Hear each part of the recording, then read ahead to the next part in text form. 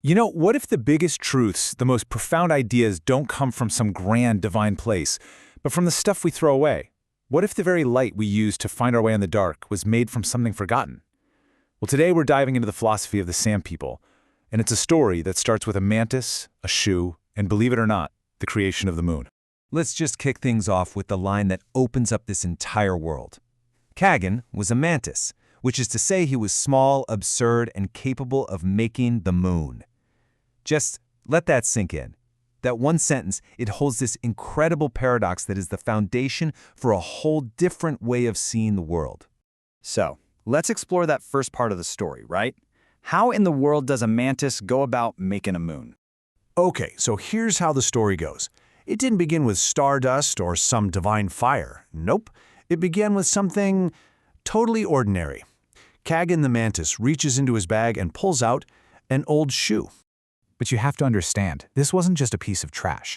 This was leather that was worn into the perfect shape of the foot that had walked in it. The source material calls it a concentrated record of everything it had moved through. So it wasn't just a shoe anymore, it was a memory. And what did Kaggen do with this memory? This thing that was totally finished with its purpose? He did something that makes absolutely no sense. He just winds up and throws it into the sky. And as it rose up past where anything you throw is supposed to go, the impossible happens. It starts to spread out, to open up, and then it began to glow. It was this soft reflected light, but it was enough. It was enough to see by. And this is where the trickster's delight really shines through.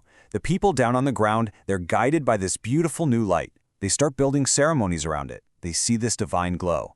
But Kaggen the mantis, he knows the truth. They were finding their way home by a worn-out shoe. So you can see this isn't just some charming little myth. It's a really deep philosophical statement. It's showing us how you can find incredible value in what's been discarded, a principle we can call the alchemy of the discarded. So the real question here, the important one, is what is this story really telling us about the act of creation itself? What's so fascinating is that Kaggen's method, it isn't some one-off miracle. It's a repeatable practice, almost like a recipe. If you follow along here, you see it starts with a simple first step. You take the discarded thing. Then, step 2, you have to perceive what it can still become. Step 3 is the big leap of faith. You throw it into the space where that becoming is possible. And finally, step 4, you just see what arrives. It's a formula for transformation. And this whole process, it has a name: the alchemy of the discarded. It's the creative act of seeing and then activating the luminous potential inside something that a dominant system has just labeled as waste. It's all about changing your perception first and then taking action. And this is the key. Kaggen didn't sit around waiting for some perfect, sacred materials to show up. As the source says, he did not wait for better materials. He used what the world had thrown away. It's not about the object itself, it's about the relationship you have to that object. That's the real difference between a shoe in a bag and a moon in the sky. But the story doesn't end there, not by a long shot, because this moon, this thing made from an old shoe, well, it wasn't perfect. And it turns out its imperfection holds the next big lesson, the rhythm of loss and return. So the moon waxed and waned. It would disappear completely for 3 dark days, every single month. And this cycle, this apparent unreliability, was actually its most important teaching. It was a teaching about death and renewal. So Kaggen sent the hare with this message of incredible hope. I die and I return. The people will die and they will return. But the hare, in its haste, it got the message wrong.